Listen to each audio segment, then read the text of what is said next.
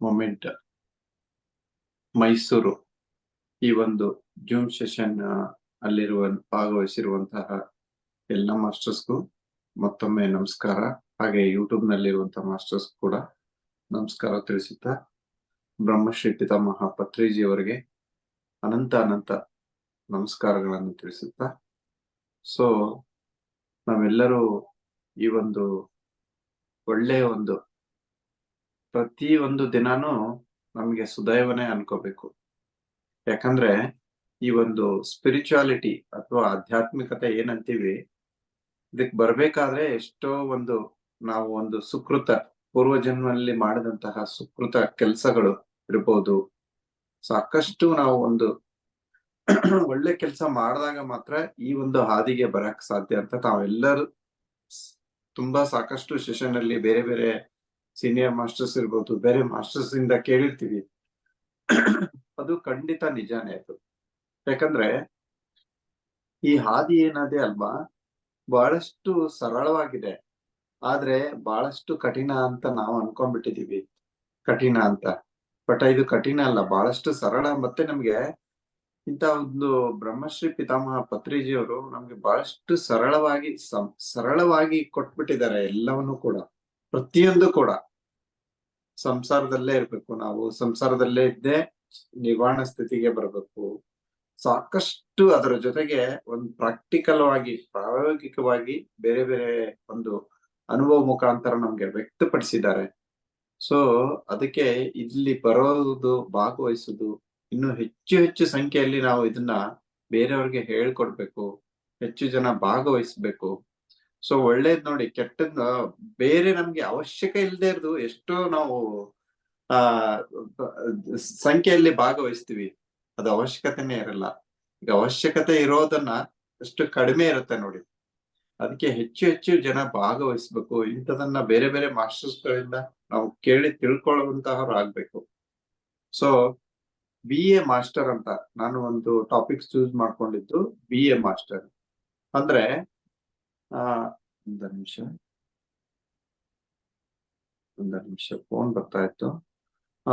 Master ಆಗಿರಿ, ಇದರ ಕನ್ನಡದಲ್ಲಿ ನಾವು ಮಾಸ್ಟರ್ ಆಗಿರಿ ಅಂತ ಹೇಳ್ತೀವಿ. BA ಮಾಸ್ಟರ್ ಅಂದ್ರೆ,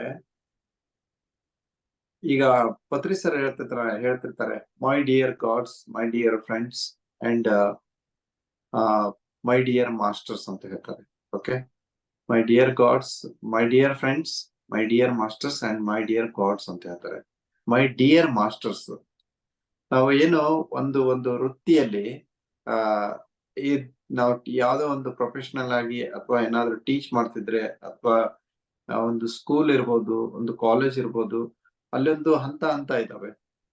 ಸ್ಕೂಲು ಅಥವಾ ಕಾಲೇಜ್, ಸ್ಕೂಲ್ ಇದ್ರೆ ಶಿಕ್ಷಕ ಅಂತ ಹೇಳ್ತಾರೆ, ಒಂದು ಕಾಲೇಜ್ ಲೆಕ್ಚರರ್ ಅಂತ ಹೇಳ್ತಾರೆ, ಇನ್ನು ಸ್ವಲ್ಪ ಹೈ ಲೆವೆಲ್ ಹೋದಾಗ ಪ್ರೊಫೆಸರ್ ಅಂತ ಹೇಳ್ತಾರೆ.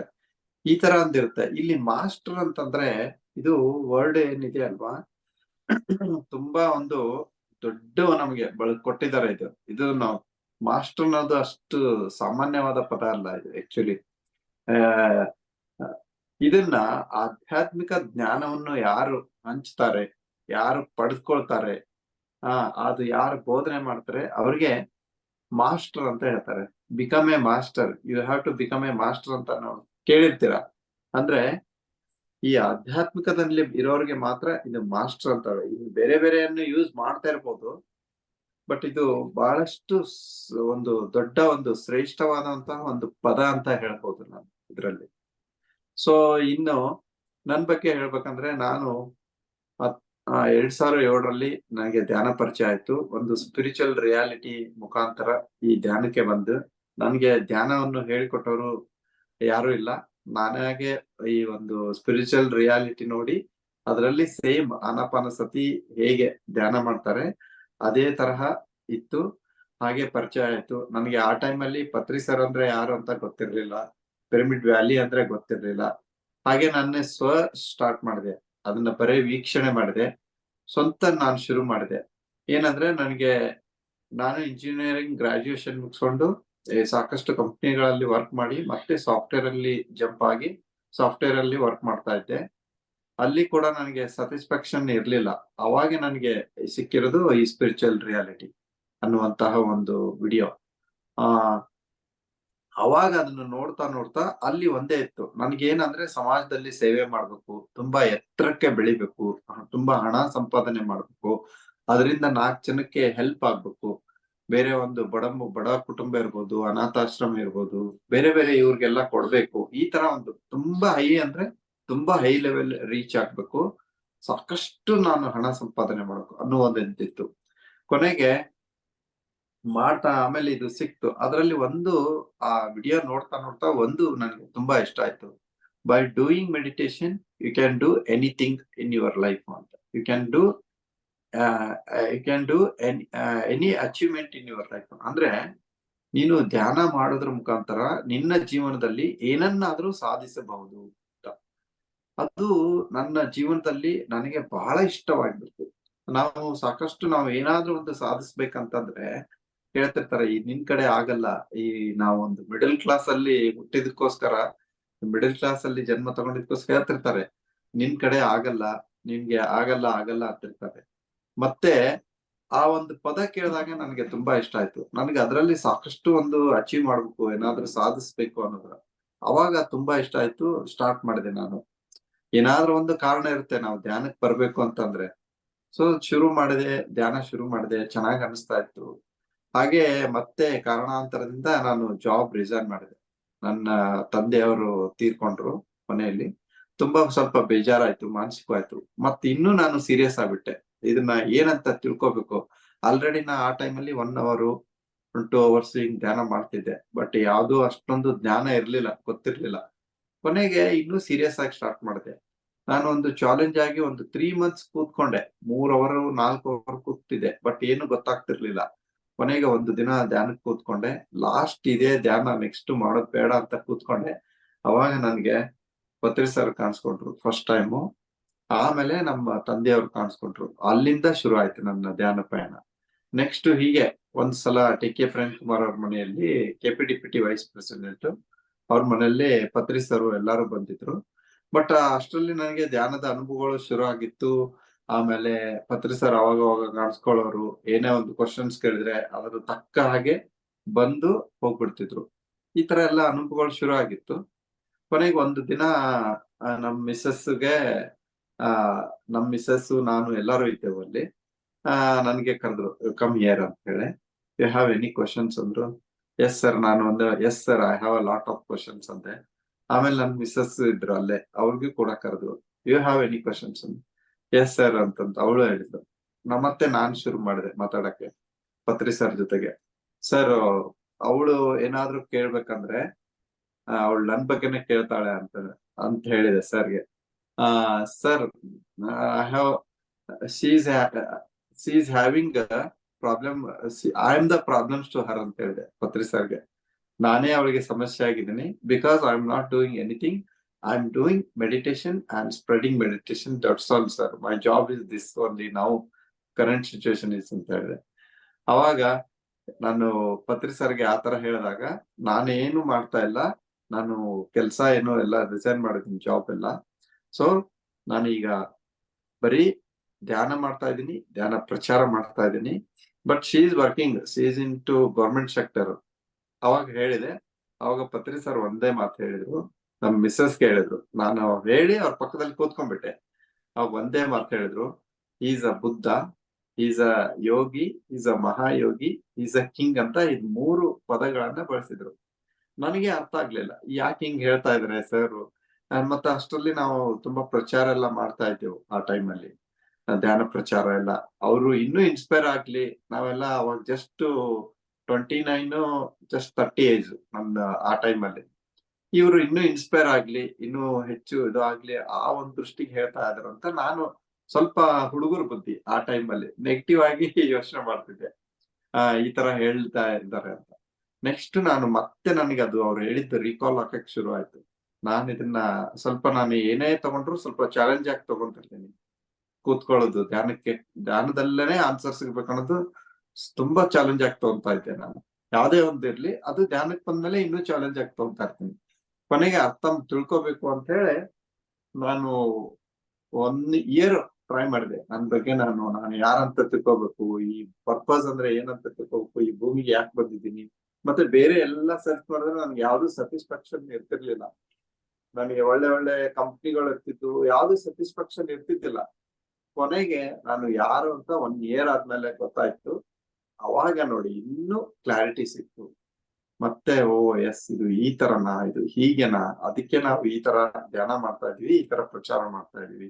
ಇದು ಈ ಜನ್ಮದ ಕಥೆ ಅಲ್ಲ ನಮ್ದು, ಇದು ಎಷ್ಟೋ ಜನ್ಮಗಳಿರ್ಬೋದು, ಮತ್ತೆ ಹಿಂದಿನ ಜನ್ಮದ ಇದು ನಾವು ಮಾಡಿಕೊಂಡಂತ ಸಾಧನೆ ನಮ್ಗೆ ಈಗ ಕರ್ಕೊಂಡು ಹೋಗ್ತಾ ಇದೆ ಇಲ್ಲಿಗೆ. ಮತ್ತೆ ಇದು ಹಿಂದೆ ಮಾಡಿದಂತಹ ಒಂದು ಅವಾಗ ಗೊತ್ತಾಗಿ, ಅವಾಗ ನಮ್ಮ ಏನೇ ಎಷ್ಟೊಂದು ಪ್ರಶ್ನೆಗಳಿದ್ದಕ್ಕೆ ಎಲ್ಲದಕ್ಕೂ ಉತ್ತರಗಳು ಸಿಕ್ತು. ಹಾಗೆ ಮೆಸೇಜಸ್ ಬರಕ್ ಶುರು ಆಯ್ತು. ಒಂದಿನ ತುಂಬಾ ಬೇಜಾರಾಗಿ ಏನ್ ಮಾಡ್ಬೇಕು ಅಂತ ಜಸ್ಟ್ ಕುತ್ಕೊಂಡಾಗ ಬೆಳಗ್ಗೆ 6 ಗಂಟೆಗೆ ಒಂದು ಮೆಸೇಜ್ ಬಂತು. ಧ್ಯಾನದಿಂದ ಹೊರಗಡೆ ಬರ್ತಿದ್ದೆ, ಫಸ್ಟ್ ಒಂದು ವಾಣಿ ಆಯ್ತು, don't worry about your life ಅಂತ ಹೇಳಿ.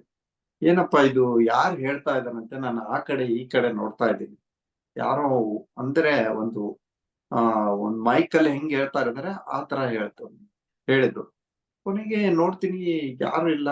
ಆಮೇಲೆ ಮತ್ತೆ ಧ್ಯಾನಕ್ಕೆ ಕೂತೆ. ಅದು ಧ್ಯಾನದಲ್ಲೇ ಆಗ್ತಾ ಇದೆ ಅಂತ ನನ್ಗೆ ಅವಾಗ ಅನಿಸ್ತು. ಡೋಂಟ್ ವರಿ, ನಿನ್ನ ಜೀವನದ ಬಗ್ಗೆ ನೀನು ಚಿಂತೆ ಮಾಡ್ಬೇಡ ಅಂತ. ನೆಕ್ಸ್ಟ್ ಆಮೇಲೆ ಫುಲ್ ಹ್ಯಾಪಿ ಆಗ್ಬಿಡ್ತು. ನನ್ಗೆ ತುಂಬಾ ಖುಷಿ ಆಯ್ತು. 2011 ಅಲ್ಲಿ ಈ ಮೆಸೇಜ್ ಬಂತು. 2013 ಅಲ್ಲಿ ಆ ತರ ಪತ್ರಿ ಸರ್ ಹೇಳಿದ್ರು. 2014 ಅಲ್ಲಿ ನಾನು ಯಾರಂತ ತಿಳ್ಕೊಂಡೆ. ನೆಕ್ಸ್ಟ್ ಇನ್ನು ಕೆಲಸ ಶುರು ಆಗ್ಬಿಡ್ತು. ಓಶೋ ಅವ್ರ ಕ್ಯಾಂಪಿಗೆ ಹೋಗ್ತಿದ್ದೆ. ತುಂಬಾ ಸಾಕಷ್ಟು ಸೊಸೈಟಿಗಳು, ಥಿಯೋಸಫಿಕಲ್ ಸೊಸೈಟಿ ಹೋಗ್ತಿದ್ದೆ. ಇವ್ರೇನ್ ಹೇಳ್ತಾರೆ ಇದೆಲ್ಲ ಅರ್ಥ ಮಾಡ್ಕೊತಿದ್ದೆ. ಪತ್ರಿ ಸರ್ ಏನ್ ಹೇಳ್ತಿರ್ತಾರೆ, ಈ PSSM ಏನ್ ಹೇಳುತ್ತೆ, PSSM ಸಿದ್ಧಾಂತ ಏನು, ಆ ಥಿಯೋಸಫಿಕಲ್ ಸಿದ್ಧಾಂತ ಏನು, SSY ಸಿದ್ಧಾಂತ ಏನು, ಆರ್ಟ್ ಆಫ್ ಲಿವಿಂಗ್ ಸಿದ್ಧಾಂತ ಏನು, ಎಲ್ಲವನ್ನು ಕೂಡ ಮಿಕ್ಸ್ ಮಾಡ್ತಾ ಇದ್ದೆ. ಎಲ್ಲಾನು ಕೂಡ ಮತ್ತೆ ಮಾಡಿ ಈ ಧ್ಯಾನಕ್ಕೆ ಆನಾಪಾನಸತಿ ಧ್ಯಾನ ಮಾಡ್ತಿದ್ದೆ. ಕೊನೆಗೆ ಕ್ಲಾರಿಟಿ ಸಿಗೋದು ಇಲ್ಲೇ ಸಿಕ್ತಿತ್ತು, ಇಲ್ಲೇ ಸರಳವಾಗಿ. ಅವಾಗ ನಾನು ಇದನ್ನ ಹಿಡ್ಕೊಂಡ್ಬಿಟ್ಟೆ, ಪತ್ರಿ ಸರ್ನ ಇದನ್ನ, ಈ PSSM ಸಿದ್ಧಾಂತ ಇದು ಕರೆಕ್ಟ್ ಆಗಿದೆ, ತುಂಬಾ ಟ್ರಾನ್ಸ್ಪರೆಂಟ್ ಇದೆ, ತುಂಬಾ ಕ್ಲಾರಿಟಿ ಇದೆ ಅನ್ನೋದನ್ನ ಗೊತ್ತಾಯ್ತು. ಸೊ ಅಲ್ಲಿಂದ ಇನ್ನೂ ಸೀರಿಯಸ್ ಆಗಿ ಶುರುವಾಯ್ತು ನಮ್ಮ ಒಂದು ಆಧ್ಯಾತ್ಮಿಕ ಪಯಣ.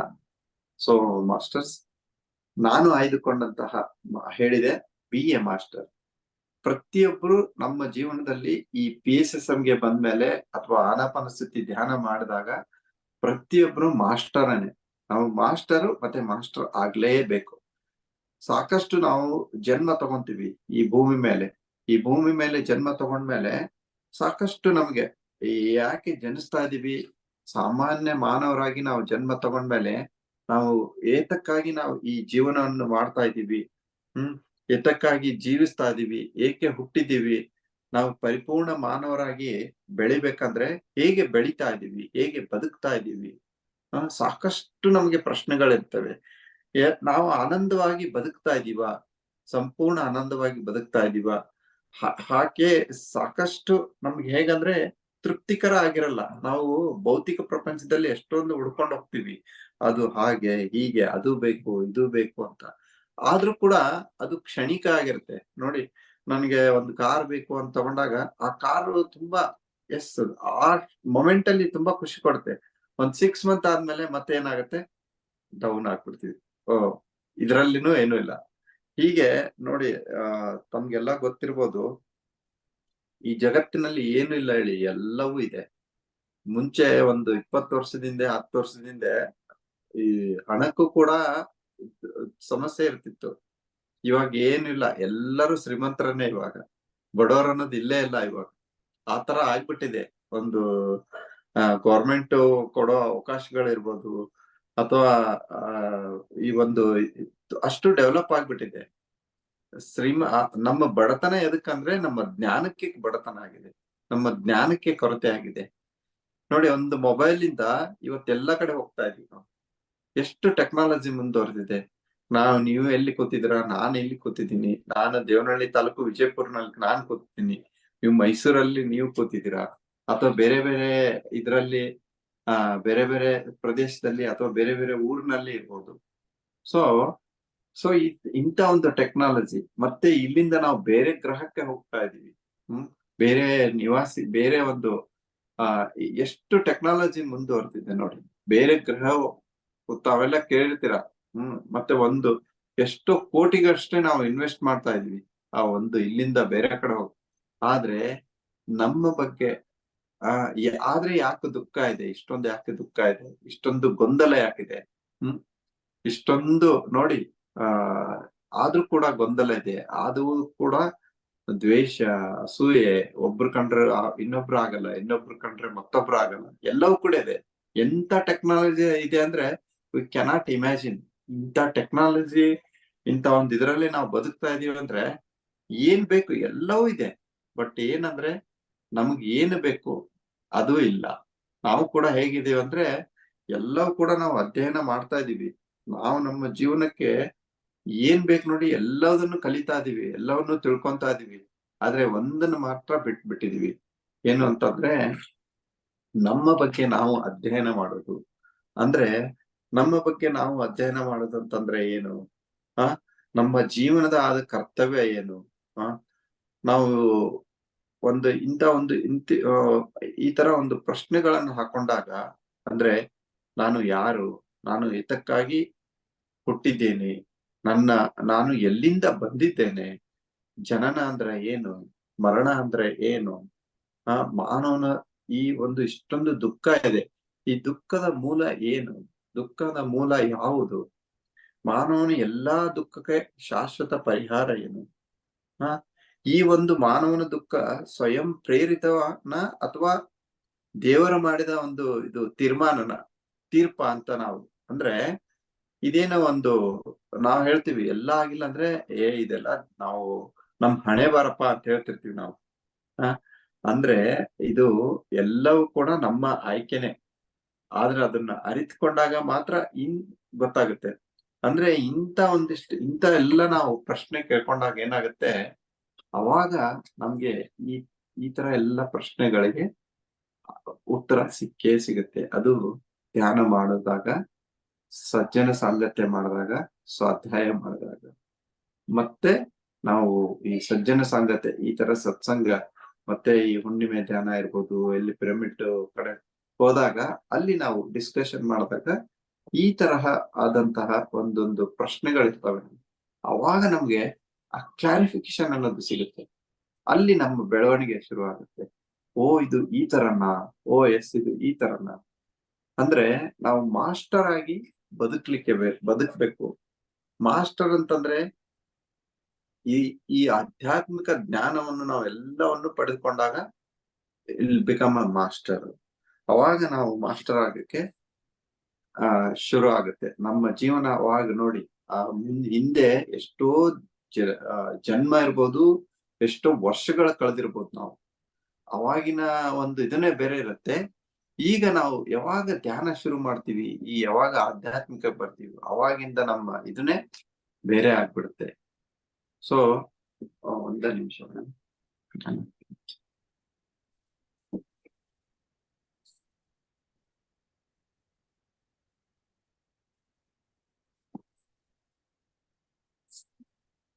ಸಾರಿ.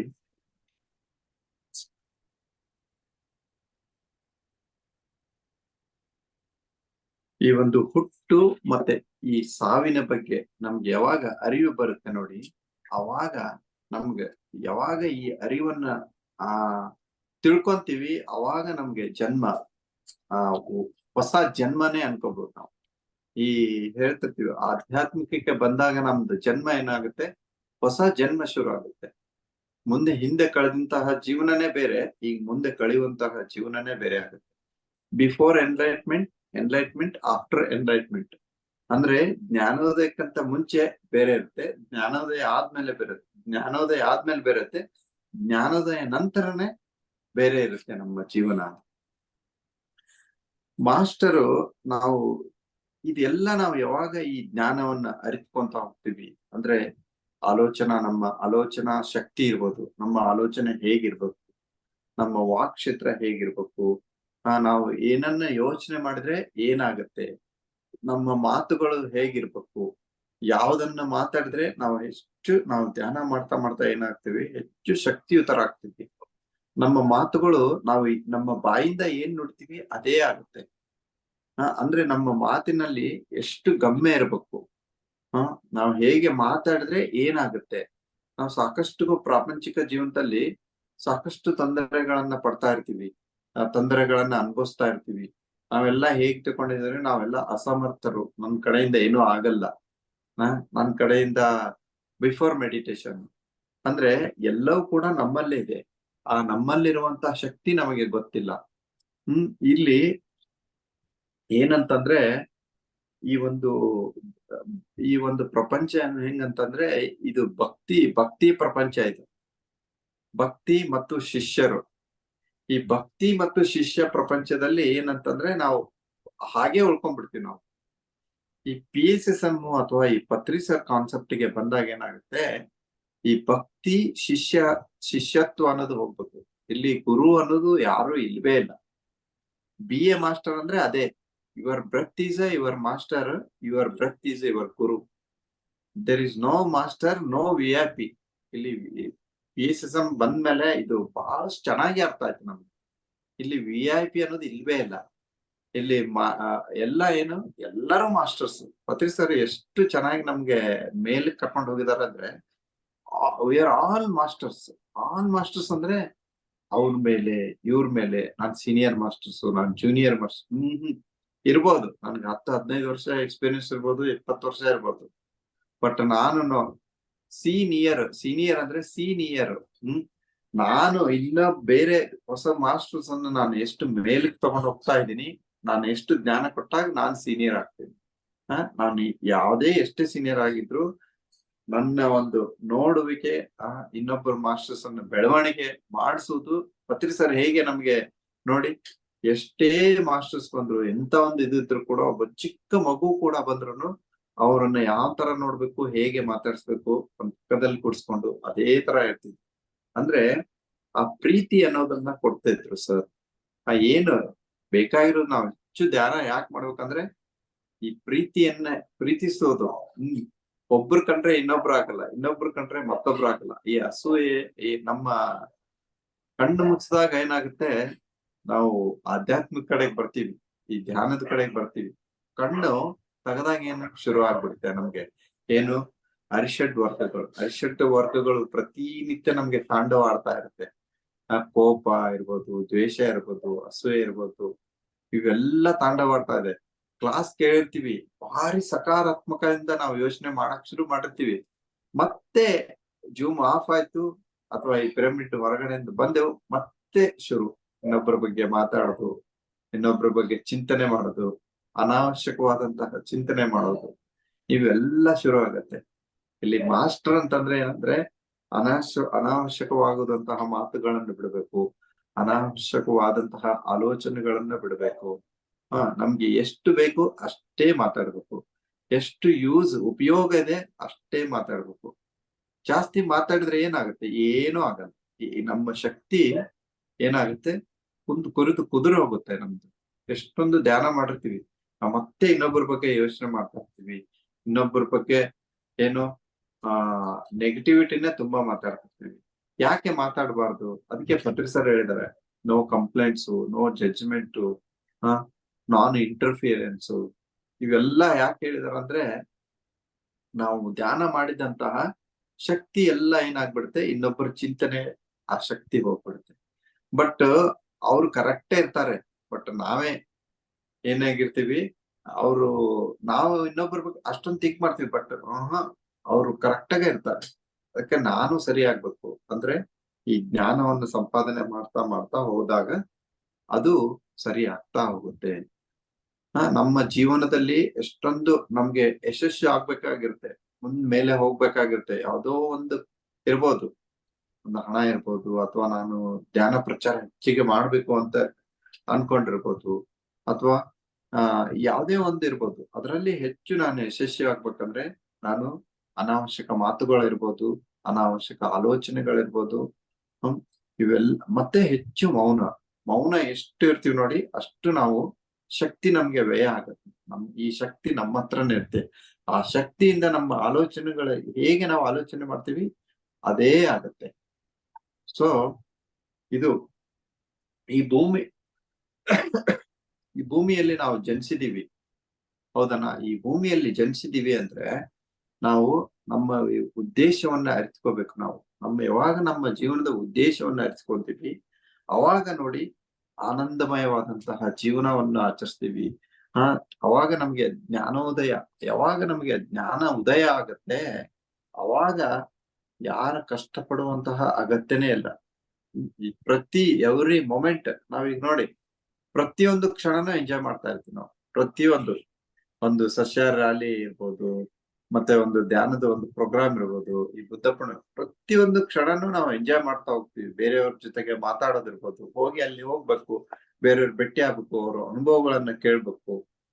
ಈ ತರ ಈಗ ಮಾಡಿದಾಗ ಏನಾಗತ್ತೆ, ನಮ್ಮಲ್ಲಿ ಆ ಪತ್ರಿಸರ್ ಏನ್ ಹೇಳ್ತಾರೆ, ನೀನು ಧ್ಯಾನ ಮಾಡು, ಮತ್ತೆ ಧ್ಯಾನದ ಇನ್ನೊಬ್ಬದ ಅನುಭವಗಳನ್ನ ಕೇಳ್ಬೇಕು. ನಾವು ಕೇಳಿದಾಗ ಏನಾಗುತ್ತೆ, ಓ ಎಸ್ ಅಂದ್ರೆ ಆ ಆತ್ಮದ ಸ್ಥಿತಿಯಿಂದ ನಾವು ಇನ್ನೂ ಉನ್ನತಕ್ಕೆ ಬರ್ತೀವಿ, ಇನ್ನು ಮೇಲಕ್ಕೆ ಹೋಗ್ತೀವಿ. ಆ ಒಂದು ಪೂರ್ಣಾತ್ಮ ಅಂತ ಏನ್ ಹೇಳ್ತೀವಿ, ಆ ಪೂರ್ಣಾತ್ಮದಂತಹ ಜ್ಞಾನ ಬರಕ್ಕೆ ಶುರು ಆಗುತ್ತೆ. ಅಲ್ಲಿಂದ ಅವಾಗ ಏನಾಗುತ್ತೆ, ಈ ಜ್ಞಾನ ಏನಾಗುತ್ತೆ, ಆ ಆನಂದಮಯ ಜೀವನಕ್ಕೆ ಕಳಿಬಹುದು, ಜ್ಞಾನ ಉದಯ ಆಗಕ್ಕೆ ಶುರು ಆಗುತ್ತೆ. ಕೃಷ್ಣ ಏನ್ ಹೇಳ್ತಾರೆ, ಒಂದು ಶ್ಲೋಕ ಹೇಳ್ತಾರೆ, ಶ್ರೀಕೃಷ್ಣ ಏನ್ ಹೇಳ್ತಾರೆ, ಅಪಿ ಛೇದಸಿ ಪಾಪೇಭ್ಯ ಸರ್ವೇಭ್ಯ ಪಾಪ ಕೃತ್ತಮಃ ಸರ್ವಜ್ಞಾನ ಪ್ರವೇನೈವ ರುಜಿನಂ ಸಂತರಿಷ್ಯಸಿ.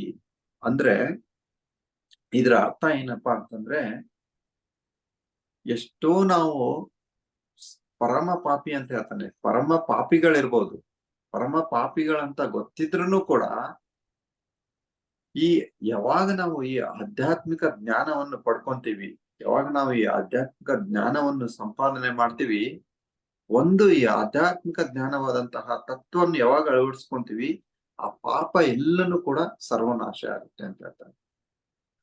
ಈ ಒಂದು ಕೃಷ್ಣ ಒಂದು ಈ ಶ್ಲೋಕದಲ್ಲಿ ಇದನ್ನ ಹೇಳ್ತಾರೆ. ಅದಕ್ಕೆ ಆಧ್ಯಾತ್ಮಿಕ ಜ್ಞಾನವನ್ನು ಯಾರು ಪಡ್ಕೊಂತೀವಿ, ಅವಾಗ ನಮ್ಗೆ ಎಷ್ಟೇ ಒಂದು ಕರ್ಮ ಇರ್ಬೋದು, ಎಷ್ಟೇ ಒಂದು ಪಾಪ ಇರ್ಬೋದು, ಎಲ್ಲ ಏನಾಗುತ್ತೆ, ತೊಳೆದು ಹೋಗುತ್ತೆ, ಸರ್ವನಾಶ ಆಗುತ್ತೆ. ಇದು ಒಂದು ಈ ಶ್ಲೋಕದ ಒಂದು ಅರ್ಥ. ನನ್ನ ಜೀವನದಲ್ಲಿ ನಾನು ಎಷ್ಟೇ ಒಂದು ಯಾವುದೇ ಒಂದು ವೃತ್ತಿಯಲ್ಲಿರ್ಬೋದು, ಉದಾಹರಣೆಗೆ ಒಬ್ಬ ಇಂಜಿನಿಯರ್ ಆಗಿರ್ಬೋದು, ಒಬ್ಬ ಡಾಕ್ಟರ್ ಆಗಿರ್ಬೋದು, ಒಬ್ಬ ರೈತ ಆಗಿರ್ಬೋದು, ಒಬ್ಬ ಜಮೀನ್ದಾರ್ ಆಗಿರ್ಬೋದು, ಯಾರೇ ಏನೇ ಆಗಿರ್ಬೋದು, ಬಟ್ ಇದನ್ನ ನಾವು ಯಾವಾಗ ಅರಿತ್ಕೊಂತೀವಿ, ಈ ಒಂದು ಸಿಸ್ಟಮ್ ಅನ್ನ, ಇದನ್ನ ನಾವು ಯಾವಾಗ ಅರಿತ್ಕೊಂತೀವಿ ನೋಡಿ, ಅವಾಗ ಇನ್ನು ಅದರಲ್ಲಿ ಪರಿಪೂರ್ಣತೆಯನ್ನ ಕಾಣ್ತೀವಿ. ಫಾರ್ ಎಕ್ಸಾಂಪಲ್, ನಾನು ಇಂಜಿನಿಯರ್ ಆಗಿ ಕೆಲಸ ಮಾಡ್ತಾ ಇದ್ರೆ, ನಾನು ಮುಂಚೆ ಮಾಡೋದಕ್ಕೆ ಕೆಲ್ಸನ ಮತ್ತೆ ಈ ಕೆಲಸ ಮಾಡೋದನ್ನ ಸೋ ಮಚ್ ಡಿಫರೆನ್ಸ್. ಇಲ್ಲಿ ಪರಿಪೂರ್ಣತೆ ಅಂದ್ರೆ ಅಲ್ಲಿ ಏಕಾಗ್ರತೆ ಅನ್ನೋದನ್ನ ಬೆಳೆಯುತ್ತೆ. ಫಾರ್ ಎಕ್ಸಾಂಪಲ್, ನಾನು ಒಂದು 10 ಅವರ್ ಕೆಲಸ ಮಾಡ್ತಾ ಇದ್ದೀನಿ ಅನ್ಕೊಳ್ಳಿ, 8ರಿಂದ 10 ಅವರ್, ಸಾಫ್ಟ್ವೇರ್ ಇರ್ಬೋದು ಅಥವಾ ಡಾಕ್ಟರ್ ಇರ್ಬೋದು. ಬಟ್ ಧ್ಯಾನ ಮಾಡಿದ್ಮೇಲೆ, ಈ ಆಧ್ಯಾತ್ಮಿಕ ಬಂದ್ಮೇಲೆ, ಆ 10 ಅವರ್ ನನ್ಗೆ ಮಾಡಿದ್ದು ಬರೀ 2 ಅವರ್ 3 ಅವರ್ ಅಲ್ಲೇ ಮಾಡ್ತೀವಿ.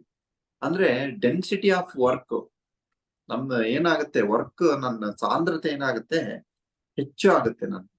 ಅಲ್ಲಿ ಆನಂದಮಯವಾದಂತಹ, ಮತ್ತೆ ಏನಂತ ಹೇಳ್ತೀವಿ, ಒಂದು ಆತ್ಮದ ಲೆವೆಲ್ ಆಗಿ ಬಂದಾಗ, ಅಂದ್ರೆ ಮನಸ್ಸು, ಇದೆಲ್ಲ ಕೂಡ ಏನಂತಂದ್ರೆ ಮೈಂಡ್, ಮನಸ್ಸು, ಇದೆಲ್ಲ ನಾವು ಅರಿತುಕೊಳ್ಳೋದು ಏನಪ್ಪಾ ಅಂದ್ರೆ, ಇದು ಮನಸ್ಸಿನ ಕೆಲಸ. ಇದು ನಾವು ಯಾವಾಗ ನಾವು ಧ್ಯಾನ ಮಾಡ್ತಾ ಮಾಡ್ತಾ ಹೋಗ್ತೀವಿ, ಈ ಮೂರನ್ನ ಹೇಳಿದ್ನಲ್ಲ, ಧ್ಯಾನ, ಸ್ವಾಧ್ಯಾಯ, ಸತ್ಸಂಗ, ಸಜ್ಜನ ಸಂಗತ, ಈ 3-4ರನ್ನ ಯಾವಾಗ ಅಳವಡಿಸ್ಕೊಂತೀವಿ ನೋಡಿ, ಈ ಮನಸ್ಸನ್ನ ಒಂದು ಗೆಲ್ಲಕ್ ಶುರು ಮಾಡ್ತೀವಿ. ಮನಸ್ಸನ್ನ ಯಾವಾಗ ಗೆಲ್ಲಕ್ ಶುರು ಮಾಡ್ತೀವಿ, ಬೇರೆ ಎಲ್ಲ ಕೆಲ್ಸಗಳು, ಆ ಮನಸ್ಸು ಯಾವಾಗ ಗೆಲ್ಲಕ್ ಶುರು ಮಾಡ್ತೀವಿ, ಎಲ್ಲ ಶಾಂತ ಆಗ್ತದೆ, ನಮ್ಗೆ ಒಂದೊಂದಾಗಿ ಶಾಂತ ಆಗುತ್ತೆ. ಅವಾಗ ಏನಾಗುತ್ತೆ, ನಮ್ಮ ಕೆಲಸ ಕಾರ್ಯಗಳು ಈಸಿ ಆಗ್ಬಿಡುತ್ತೆ. ತುಂಬಾ ಕಷ್ಟ ಪಡೋದೇನ್ ಬೇಕಾಗಿಲ್ಲ, ಅವಾಗ ಈಸಿಯಾಗಿ ಹೋಗುತ್ತೆ. ಸೊ ಅದಕ್ಕೆ become a master, be a master. We have to become a master. Jesus Christ ಇರ್ಬೋದು, ರಮಣ ಮಹರ್ಷಿ ಇರ್ಬೋದು, ಯೋಗಿ ಲೆಡ್ಬಿಟರ್ ಇರ್ಬೋದು, HP ಬ್ಲಾವರ್ಸ್ಕಿ ಇರ್ಬೋದು, ಡಾಕ್ಟರ್ ಅನುಬಿಸೆಂಟ್ ಇರ್ಬೋದು, ಇವರೆಲ್ಲರೂ ಕೊಟ್ಟರು. ಬಸವಣ್ಣ ಇರ್ಬೋದು, ಓಶೋ ಇರ್ಬೋದು, ಇವರೆಲ್ಲರೂ ಕೊಟ್ಟದಂತ ಒಂದೇ ಒಂದು ವರ ಅಂತಂದ್ರೆ, ನಮ್ಗೆ ಸಂದೇಶ ಅಂತಂದ್ರೆ B a master. Become a master. ಅವರೆಲ್ಲ ಮಾಸ್ಟರ್ ಆಗಿ ಹೋದ್ರು ಎಷ್ಟೋ ಜನ. ಅವ್ರ ಮಾಸ್ಟರ್ ಆಗಿದ್ದಕ್ಕಾಗಿ ಅಷ್ಟೊಂದು ತುಂಬಾ ನಿಜವಾಗ್ಲಿ ಆಕ್ಚುಲಿ ನಿಜವಾದ ಜೀವನ ಮತ್ತೆ ತುಂಬಾ ಹ್ಯಾಪಿ ಲೈಫ್ ಲೀಡ್ ಮಾಡೋರು ಅವರೇ. ಬೆರಳೆಣಿಕೆಯಷ್ಟೇ ಮಾತ್ರ ಇದ್ದಾರೆ ನೋಡಿ, ಅವ್ರು ಮಾತ್ರನೇ. ಬಟ್ ಈಗ PSSM ಪತ್ರಿ ಸರ್ ಬಂದ್ಮೇಲೆ ಇನ್ನೂ ಹೆಚ್ಚು ಮಾಸ್ಟರ್ಸ್ ಆಗಿ ಇನ್ನು ಹೆಚ್ಚು ನಾವು ಆ ಯಾವಾಗ ಏನಂದ್ರೆ ಈ ಜೀವನವನ್ನ ಸವಿತೀವಿ ನಾವು, ಸವಿಲಿಕ್ಕೆ ಶುರು ಮಾಡಿದ್ವಿ ನಾವು, ಸವಿಲಿಕ್ಕೆ ಶುರು ಆಗುತ್ತೆ ಅದು ಜೀವನವನ್ನು. ಓಕೆ, ಸೊ ನಾವೆಲ್ಲರೂ ಕೂಡ ಧ್ಯಾನಿ ಆಗ್ಬೇಕು, ಮಾಸ್ಟರ್ ಆಗ್ಬೇಕು. ಇನ್ನೊಂದು 2 ಪಾಯಿಂಟ್ಸ್ ಇದೆ ಹೇಳಿ ನಾನು ಎಂಡ್ ಮಾಡ್ತೀನಿ ಮಾಸ್ಟರ್ಸ್. ನಮ್ಮ ತಿಳಿದಿರುವ ಏನಪ್ಪಾ ಅಂದ್ರೆ 2 ಅಂಶಗಳಿದೆ ನಮ್ಗೆ. ಒಂದು 2 ತಿಳಿದಿರುವ ಅಂಶಗಳು ಏನಪ್ಪಾ ಅಂದ್ರೆ ನಮ್ಮ 2 ವಾಸ್ತವತೆಗಳಿದಾವೆ. ಆ 2 ವಾಸ್ತವತೆಗಳಂದ್ರೆ ತಿಳಿದಿರುವ ವಾಸ್ತವತೆ, ಇಲ್ಲದಂತಹ ಬೃಹತ್ ವಾಸ್ತವತೆ. ಅಂದ್ರೆ ಇಲ್ಲಿ ತಿಳಿದಿರುವ ವಾಸ್ತವತೆ ಅಂದ್ರೆ ಯಾವುದು? ತಿಳಿದಿರುವ ವಾಸ್ತವ ಅಂದ್ರೆ ಚಿಕ್ಕದು. ಈಗ ಸೂಜಿ ಮನೆ ಅಂತ ಹೇಳ್ತೀವಲ್ಲ, ಆ ಸೂಜಿ ಮನೆ ಏನಂತಂದ್ರೆ ಪ್ರಾಪಂಚಿಕವಾಗಿ ಜೀವನ ಮಾಡ್ತಾ ಇದೀವಿ ನೋಡಿ, ಇದು ದೊಡ್ಡದು ಅನ್ಕೊಂಡ್ಬಿಟ್ಟಿರ್ತೀವಿ ನಾವು. ಇದು ಬಹಳ ಸಣ್ಣದಿದು. ಬೃಹತ್ ವಾಸ್ತವತೆ ಅಂದ್ರೆ ತಿಳಿದಿಲ್ಲದ ಬೃಹತ್ ವಾಸ್ತವತೆ ಅಂದ್ರೆ ನಮಗೆ ಗೊತ್ತಿಲ್ಲುವಂತಹ ದೊಡ್ಡ ಒಂದು ವಾಸ್ತವ ಯಾವ್ದಂದ್ರೆ ಅದೇ ಆಧ್ಯಾತ್ಮಿಕ ಜೀವನ. ಅದೇ ನಾವು ಈಗೆಲ್ಲ ಸತ್ಸಂಗ ಇದೆಲ್ಲ ಮಾಡ್ತಾ ಇದೀವಿ ನೋಡಿ, ಇದೇ ಒಂದು. ಇದನ್ನ ತಿಳ್ಕೊಂಡಾಗ ಆ ಸೂಜಿ ಮನೆ ಅಂತ ಹೇಳಿದ್ನಲ್ಲ ನಾನು, ಅದು ಏನಾಗುತ್ತೆ, ಸಣ್ಣದಾಗ್ಬಿಡುತ್ತೆ. ಅದಕ್ಕೆ ನಾವೆಲ್ಲರೂ ಆಧ್ಯಾತ್ಮಿಕಕ್ಕೆ ಬರೋಕಿನ ಮುಂಚೆ ಹೆಂಗಂತಂದ್ರೆ, ಸಮಸ್ಯೆ ಏನೇ ಬರ್ಲಿ ನಮ್ಗೆ, ಸಮಸ್ಯೆ ಬಂದಾಗ ಹೇಗಿರ್ತೀವಿ ಅಂತಂದ್ರೆ, ಒಂದು ಮನೆಯಲ್ಲಿ ಕುಟುಂಬದಲ್ಲಿರ್ಬೋದು ಅಥವಾ ಸಮಾಜದಲ್ಲಿರ್ಬೋದು, ಏನಾದ್ರೂ ಒಂದು ಸಮಸ್ಯೆ ಬಂದ್ರೆ ಜಗಳ ಶುರು ಆಗುತ್ತೆ. ಅಥವಾ ಜಗಳ ಶುರು ಆದಾಗ ಸಾಕಷ್ಟು ಏನ್ ಬರುತ್ತೆ, ಏರುಪೇರಾಗತ್ತೆ. ಅಂದ್ರೆ ಅದು ಸಮಸ್ಯೆನೇ ಇರೋಲ್ಲ, ನಾವು ಸಮಸ್ಯೆ ಆಗಿ ಮಾರ್ಪಾಟ ಮಾಡ್ಕೊಂತೀವಿ. ಅಂದ್ರೆ ಏನಂತಂದ್ರೆ ಕಡ್ಡಿ ಅಂತ ಸಮಸ್ಯೆ ಇರುತ್ತೆ. ಸಮಸ್ಯೆ ಇದ್ರು ಒಂದು ಉದಾಹರಣೆಗೆ ಕಡ್ಡಿ ಸಮಸ್ಯೆ ಇರುತ್ತೆ, ಕಡ್ಡಿ ಅಂತ ಸಮಸ್ಯೆ ಇರುತ್ತೆ. ಅದೇನ್ ಮಾಡ್ತೀವಿ ನಾವು, ಆ ಕಡ್ಡಿ ಸಮಸ್ಯೆ ಹೋಗಿ ಗುಡ್ಡ ಮಾಡ್ಬಿಡ್ತೀವಿ. ಹಾಗೆ ಆಗುತ್ತೆ ನೋಡಿ, ಬಿಫೋರ್ ಮೆಡಿಟೇಷನ್ ಹೇಳುದು. ಬಟ್ ಈಗ ನಾವು ಅನುಭವಿಸಿದೀವಿ, ನಾವು ಕೂಡ ಆತರ ಇದ್ದೆವು ಆತರ. ಬಟ್ ಈಗ ಧ್ಯಾನ ಮಾಡಿದಾಗ, ಈ ಸತ್ಸಂಗವನ್ನು ಕೇಳಿದಾಗ, ಈ ಸಜ್ಜನ ಸಾಂಗತ್ಯ ಮಾಡಿದಾಗ, ಸ್ವಾಧ್ಯಾಯ ಮಾಡಿದಾಗ, ಈ ತರಹ ಒಂದು ಕ್ಲಾಸಸ್ ಇರ್ಬೋದು, ಪಿರಮಿಡ್ ವ್ಯಾಲಿಗೆ ಹೋದಾಗ ಹುಣ್ಣಿಮೆ ಧ್ಯಾನ ಇರ್ಬೋದು, ಸಾಮೂಹಿಕ ಧ್ಯಾನ ಇರ್ಬೋದು, ಈ ಧ್ಯಾನ ಮಹಾಯಜ್ಞ ಅಟೆಂಡ್ ಇರ್ಬೋದು, ಕಡ್ತಾಲ್ ಧ್ಯಾನ ಮಹಾಯಜ್ಞ ಇರ್ಬೋದು, ಸತ್ಸಂಗ ಇರ್ಬೋದು, ಮತ್ತೆ ಎಷ್ಟೋ ಈ ಧ್ಯಾನ ಮಹಾ ಚಕ್ರಗಳನ್ನ ಅಟೆಂಡ್ ಮಾಡ್ಬೇಕು. ಇವಾಗ ಈ ತರ ಆದಾಗ ಏನಾಗತ್ತೆ, ಜನ್ಮದಿಂದ ಜನ್ಮ ರಾಹಿತ್ಯ ಸ್ಥಿತಿಗೆ ಬರ್ತೀವಿ ನಾವು. ಆ ಜನ್ಮ ರಾಹಿತ್ಯದಿಂದ ನಾನು ಬದುಕ್ತಾ ಇದ್ದೀನಿ, ಏತಕ್ಕಾಗಿ ಜೀವನ ಮಾಡ್ತಾ ಇದ್ದೀನಿ. ಅವಾಗ ಏನಾಗುತ್ತೆ, ಮಾಸ್ಟರ್ ಆಗಿ ನಾವು ಬದಲಾವಣೆ ಶುರು ಆಗುತ್ತೆ. ಈ ಇಂಥವೆಲ್ಲ ಅಟೆಂಡ್ ಆದಾಗ ಏನಾಗುತ್ತೆ, ನಮ್ಮ ಜನ್ಮ ಕಡಿತ ಆಗ್ತಾ ಹೋಗುತ್ತೆ. ಫುಲ್ ಹ್ಯಾಪಿಯಾಗಿ, ಓ ಎಸ್, ಅವಾಗ ನಾನು ಹೇಳಿದ್ದೇನೆ, ಕಡ್ಡಿ ಸಮಸ್ಯೆನ ಗುಡ್ಡ ಮಾಡ. ಈಗ ಗುಡ್ಡದಂತ ಸಮಸ್ಯೆ ಬಂದ್ರೆ ಏನ್ ಮಾಡ್ತೀವಿ ನಾವು, ಕಟ್ಟಿ ಹಂಗೆ ತಗೊಂಡ್ಬಿಡ್ತೀವಿ ನಾವು. ಇದು ನಮ್ಮ ಜೀವನದಲ್ಲಿ ಈಗ ಎಷ್ಟೇ ನೋಡಿ, ಈಗ ಮಾಸ್ಟರ್ಸ್ ಈಗ ಆಗಿರ್ತಾರೆ, ಮಾಸ್ಟರ್ಸ್ ಎಷ್ಟೊಂದು ಸಮಸ್ಯೆ ಇರುತ್ತೆ ಇವಾಗ ಮಾಸ್ಟರ್ಸ್. ಬಟ್ ಅದನ್ನ ಸಮಸ್ಯೆ ಅಂತ ತಗೊಳ್ಳೋದೇ ಇಲ್ಲ. ಒಂದು ರ್ಯಾಲಿ ಮಾಡ್ಬೇಕಂದ್ರೆ, ಮೊನ್ನೆ ನಮ್ಮ ಇವರು ಚನ್ನಬಸವ ಸರ್ ಮೈಸೂರಲ್ಲಿ ಮಾಡಿದ್ರು. ಎಷ್ಟು ನಾವು ಬಿಫೋರ್ ಧ್ಯಾನ ಮಾಡೋಕ್ಕಿಂತ ಮುಂಚೆ, ಇದನ್ನ ಮಾಡ್ಬೇಕಾ ನಾನು, ಏನಾದ್ರೂ ಒಂದು ಮದುವೆ ಫಂಕ್ಷನ್ ಇರ್ಬೋದು, ಬರ್ತ್ಡೇ ಫಂಕ್ಷನ್ ಇರ್ಬೋದು ಮಾಡ್ಬೇಕಂದ್ರೆ ಎಷ್ಟು ಟೆನ್ಷನ್ ಇಂದ, ಎಷ್ಟು ಸ್ಟ್ರೆಸ್ಫುಲ್ ಮೈಂಡ್ ಇಂದ ಮಾಡ್ತಾ ಇರ್ತೀವಿ. ಇದನ್ನ ಮಾಡ್ಬೇಕು, ಅದರಿಂದ 1 ತಿಂಗಳಿಂದ ಪ್ರಿಪರೇಷನ್ ಇರ್ಬೋದು, 2 ತಿಂಗಳಿಂದ ಇರ್ಬೋದು, ಎಷ್ಟು ದುಡ್ಡು ಬೇಕು ಆದಿದು. ಬಟ್ ಈಗ ನೋಡಿ ಎಷ್ಟು ಸಲೀಸಾಗಿ ಆಗುತ್ತೆ ನೋಡಿ, ಧ್ಯಾನಕ್ ಬಂದ್ಮೇಲೆ ಎಲ್ಲಾ ಮಾಸ್ಟರ್ಸ್ ಕನೆಕ್ಷನ್ ಇರುತ್ತೆ. ಬೇರೆ ಬೇರೆ ಯಾರೋ ನಾವು ಅನ್ಕೊಂಡಿರಲ್ಲ ಅಂತ ಮಾಸ್ಟರ್ಸ್ ನಮ್ಗೆ ಬಂದು ಹೆಲ್ಪ್ ಮಾಡ್ತಾರೆ ನೋಡಿ. ಇದು ಎಷ್ಟು ಸಲೀಸಾಗಿ ಆಗ್ಬಿಡುತ್ತೆ. ಇಲ್ಲಿ ಸಮಸ್ಯೆ ಅನ್ನೋದೇ ಬರೋದಿಲ್ಲ. ಈ ಆಧ್ಯಾತ್ಮಿಕ ಜೀವನನೇ ಅದೇ. ಅದಕ್ಕೆ have to become a master. Master ಆದಾಗ ಕೂಡ ಏನಾಗುತ್ತೆ, ನಮಗೆ ಎಲ್ಲಾ ಕೆಲ್ಸಗಳು ಶುರು ಆಗುತ್ತೆ. ಪ್ರತಿಯೊಬ್ರು ಕೂಡ ಮಾಸ್ಟರ್ ಆಗ್ಲೇಬೇಕು. ಮಾಸ್ಟರ್ ಆದಾಗನೇ ಮಾತ್ರ ನಾವು ಆನಂದಮಯವಾದಂತಹ ಜೀವನ ಮಾಡಕ್ಕೆ ಸಾಧ್ಯ ಅಂತ ಹೇಳ್ತಾ, ಈ ಒಂದು ಅವಕಾಶ ಕೊಟ್ಟಂತಹ ಈ PSSM ಮೈಸೂರು ಅವರಿಗೆ, ಎಲ್ಲ ಮಾಸ್ಟರ್ಸ್ ಡೇಯಲ್ಲಿ ಭಾಗವಹಿಸಿರುವಂತಹ ಹಾಗೆ ಬ್ರಹ್ಮಶ್ರೀ ಪಿತಾಮಹ ಪತ್ರಿಜಿ ಅವರಿಗೆ ಕೋಟಿ ಕೋಟಿ ನಮನಗಳನ್ನು ಸಲ್ಲಿಸುತ್ತಾ, ಹಾಗೆ ಆ ಲಕ್ಷ್ಮಿ ಮೇಡಮ್ ಅವರಿಗೆ, ಎಲ್ಲರಿಗೂ ಕೂಡ ಭಾಗವಹಿಸಿದ ಎಲ್ಲರಿಗೂ ಕೂಡ ಅನಂತ ಅನಂತ ಧನ್ಯವಾದಗಳು. Thank you masters.